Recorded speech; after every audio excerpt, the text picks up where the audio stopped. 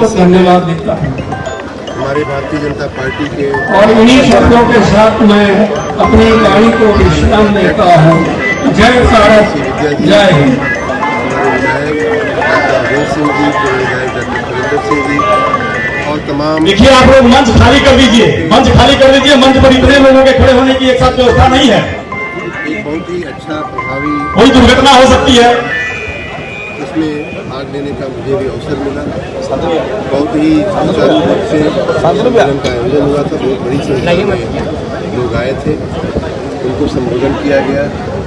उनको देश में जो माननीय मोदी जी के नेतृत्व में सुशासन का जो दौर माननीय योगी जी के नेतृत्व में देश में जो सुशासन उसको आगे बढ़ाते हुए आने वाले नगर निकाय के चुनाव जो अभी तय हो चुके हैं उनके मद्देनजर और 2024 में लोकसभा चुनाव के मद्देनजर भारतीय जनता पार्टी को सशक्त करने के लिए, उनके हाथों को मजबूत करने के लिए, विशेष रूप से माननीय प्रधानमंत्री जी को, माननीय मोदी जी को फिर से प्रधानमंत्री बनाने के लिए उनके हाथों हमने समाज से निवेदन किया है। बड़ी संख्या में लोग आए, बड़े उत्साह से हमारी बातें सुना उन्होंने और भारतीय जनता पार्टी के समर्थन में एक पूरा जन आंदोलन खड़ा करने के लिए हमने उनका आह्वान किया है। मैं आशा रखता हूँ कि आने वाले दिनों में इसके बहुत अच्छे परिणाम भारतीय जनता पार्टी से और हमारे 17 अप्रैल से G20 समिट की बैठक होने जा रही है काशी में, उसको लेकर के सरकार के द्वारा क्या कुछ तैयारियां की?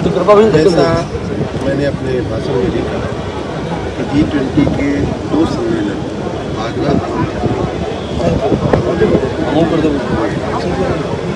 उन दोनों सम्मेलनों में सभी महानुभाव से आग्रह स्वयं भी आगरा में भी और लखनऊ में भी उन कार्यों को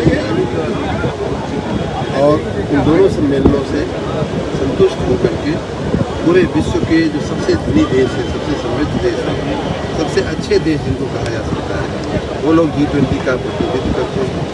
उसमें जो प्रतिनिधि आए थे उन्होंने आगरा का इतनी प्रशंसा किया, उसी प्रकार लखनऊ की बहुत बड़ी प्रशंसा हुई और सबने ये कहा कि ये विश्व कक्षा के नगर हैं, विश्व में इतने सुंदर नगर हमने नहीं देखे। हमारे भारत सरकार के जो सचिव कक्षा के लोग आए थे, निरीक्षण कर रहे थे, उन्होंने यहाँ तक कहा कि उत्तर प्रदेश के इन शहरों ने हमारे पूरे देश का नाम, पूरे देश का मस्तक पूरी दुनिया में ऊँचा किया। मैं आशा रखता हूँ कि बनारस जो है, काशी जो है, बाबा विश्वनाथ की नगरी है, इसके सामने इससे दिव्य और भव्य कुछ हो ही नहीं सकता और साथ ही माननीय प्रधानमंत्री जी की नगरी है। तो इसलिए बनारस में जो काम होगा, बनारस में जो सुंदरता होगी, बनारस में जो शोभन होगा और भी उत्कृष्ट होगा और भी बेहतर होगा। हमारे सभी जो पिछले मापदंड हैं हमारे उत्कृष्ट थे, लेकिन उन्हें भी हम और भी बेहतर करके उन रिकॉर्ड्स को भी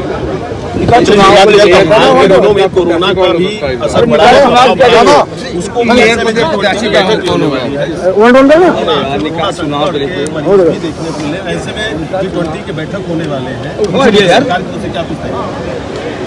माननीय प्रधानमंत्री जी के नेतृत्व में कोरोना का जो मैनेजमेंट हुआ है, प्रबंधन हुआ है, वो पूरे देश ने ही नहीं पूरी दुनिया ने देखा है। चाहे वो कोरोना से संबंधित छोटे छोटे मास्क से लेकर के वेंटिलेटर तक की व्यवस्था की बात हो, जो पहले नहीं हमारे यहाँ उत्पादन की बात हो, जो पहले नहीं हमारे यहाँ उत्पादन होता था, उससे लेकर के बड़ी संगीन चीज़ें जैसे कि वैक्सीन है, उनके उत्पादन की बात करें या संबंधित दवाइयों के उत्पादन की बात करें, माननीय प्रधानमंत्री जी के नेतृत्व में देश ने बहुत अच्छे से अपनी आवश्यकताओं को भी पूरी किया और साथ ही यहाँ से निर्यात भी किया। तो इसलिए कोरोना का जो ये वर्तमान दौर आया है, सुरक्षित रहने की, सावधान रहने की बिल्कुल चुनाव आ रहा है, सबको हमें सावधान रहना चाहिए, लेकिन कोई चिंता करने की आवश्यकता नहीं है। हमारी पूरी तैयारी है, हमारे पास सारी सूचनाएं हैं और अब हम किसी को। जय हिंद मित्रों, पवित्रता, शुचिता और पारदर्शिता भाजपा सरकार की पहचान। काशी के विकास यात्रा की अभी शुरुआत है, बहुत काम होना शेष है। भाजपा अपने काम के दम पर निकाय चुनाव में प्रचंड जीत दर्ज करेगी। A.K. शर्मा, राजनारायण और पूर्व काशी नरेश के सम्मान में स्मारक स्थल का होगा निर्माण। वाराणसी से रोहित सिंह की रिपोर्ट।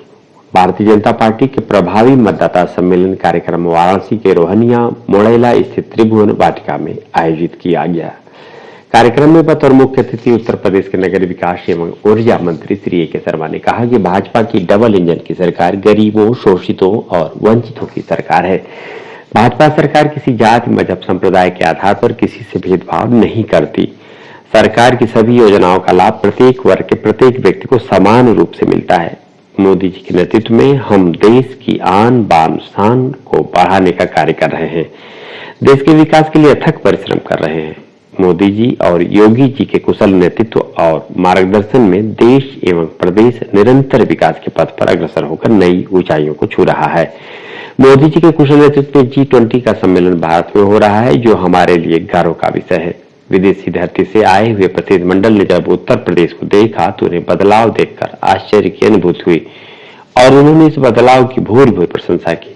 आज देश और प्रदेश में हो रहे व्यापक बदलाव को देखकर सभी अचंभित है। कहा कि हम भाग्यशाली लोग हैं जो ऐसे महान नेतृत्व के साथ काम करने का अवसर मिला है।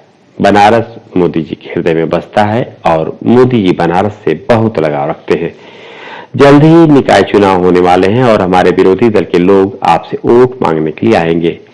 उस वक्त आप उनसे सिर्फ एक सवाल करिएगा कि हम आपको किस आधार पर वोट दें, क्योंकि पूर्व में आपकी सरकारें थी, फिर पूर्वांचल आखिर क्यों पिछड़ेपन का शिकार रहा?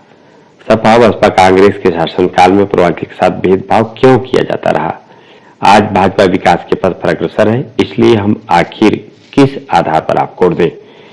कहा कि मोदी जी और योगी जी की सरकार भेदभाव रहित समाज की स्थापना के लिए प्रतिबद्ध है और पवित्रता, सकारात्मकता के साथ एक समान रूप से सभी के साथ न्याय कर रही है। सबका साथ, सबका विकास, सबका विश्वास, सबका प्रयास, यही हमारा नारा है और इस नारे को अपना मूल मंत्र मानकर हम कार्य कर रहे हैं।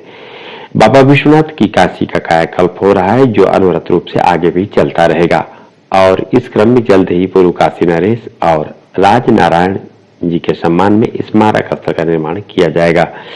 कार्यक्रम में उपस्थित लोगों में डॉक्टर अवधेश सिंह, सुरेंद्र नारायण सिंह, मृदुला जायसवाल, विद्यासागर राय, डॉक्टर RS सिंह, वीरभद्र राय, धर्मेंद्र सिंह, संजय राय, नवीन कपूर, जगदीश त्रिपाठी, अरुण सिंह, सुनील कुमार सिंह, सुरेश सिंह, प्रदीप राय, शैलेश मिश्रा सहित सैकड़ों कार्यकर्ता और सामान्य जन उपस्थित रहे। जय हिंद।